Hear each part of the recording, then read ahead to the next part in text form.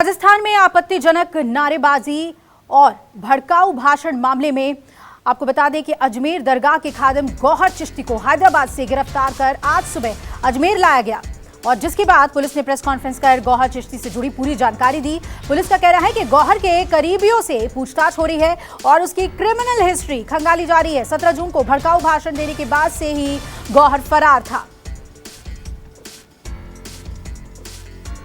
17 जून को सरकन से जुदा के नारे लगवाए थे, पुलिस का कहना है, और गौहर चिश्ती के संपर्कों की तलाश पुलिस कर रही है।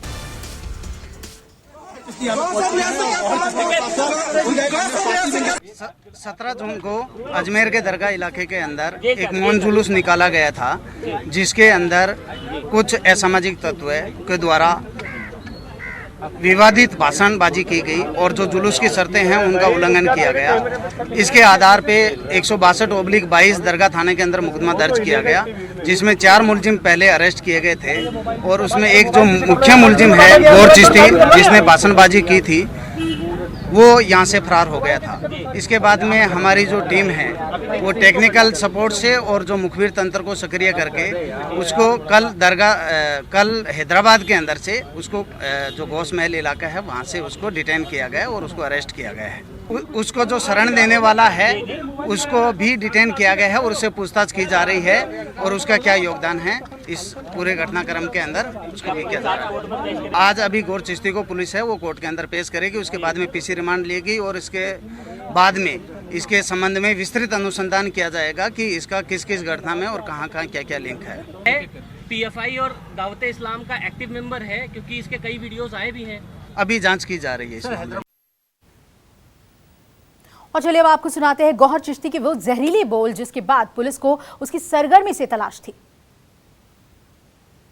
कोई हमारे हुजूर की शान में गुस्ताखी करेगा तो हम उसकी गुस्ताखी को कतई बर्दाश्त नहीं करेंगे। गुस्ताख रसूल की एक सजा, गुस्ताख रसूल की एक सजा, गुस्ताख रसूल की एक सजा, गुस्ताख रसूल की एक सजा। और केजे श्रीवत्सन मेरे सहयोगी जुड़ रहे हैं इस पर ज्यादा अपडेट के साथ। केजे, इस गिरफ्तारी को कितनी बड़ी सफलता राजस्थान पुलिस मान रही है और आगे अब किस दिशा में जांच आगे बढ़ रही है?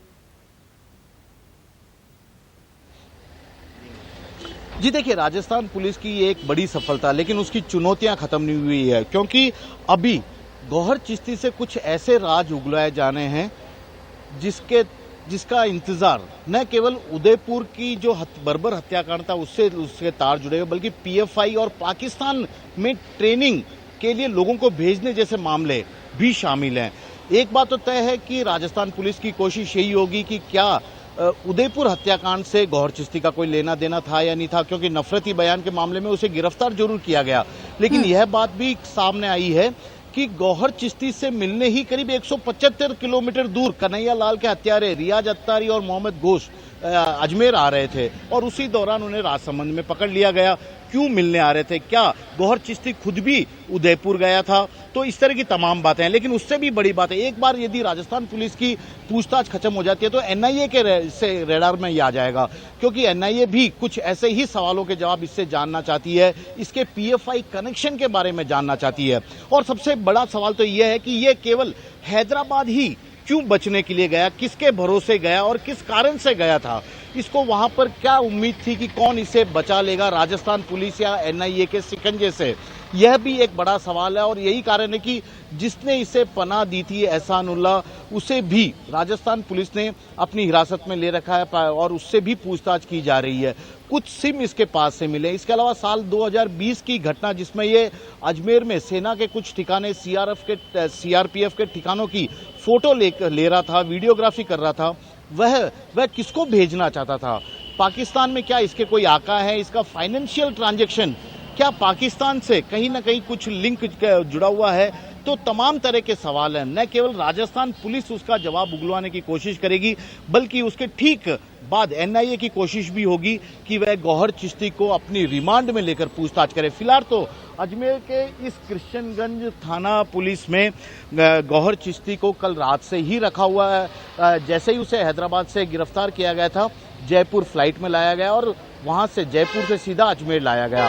एसपी ने भी साफ कर दिया कि भले ही इसकी गिरफ्तारी नफरती बयान के कारण ही हुई है, उस जो दरगाह पुलिस थाने में मामला दर्ज हुआ था लोगों को भड़काने और उकसाऊ भाषण देने का, उस मामले में दर्ज हुआ, लेकिन इससे जुड़े तमाम तरह के अब तक के जितने भी सवाल या खबरें सामने आ रही है उन सवालों की तफ्तीश भी इससे की जाएगी, जवाब उगलाने की कोशिश की जाएगी। तो फिलहाल राजस्थान पुलिस के साथ साथ एनआईए भी अब इसको अपनी रडार में लेना चाहेगी।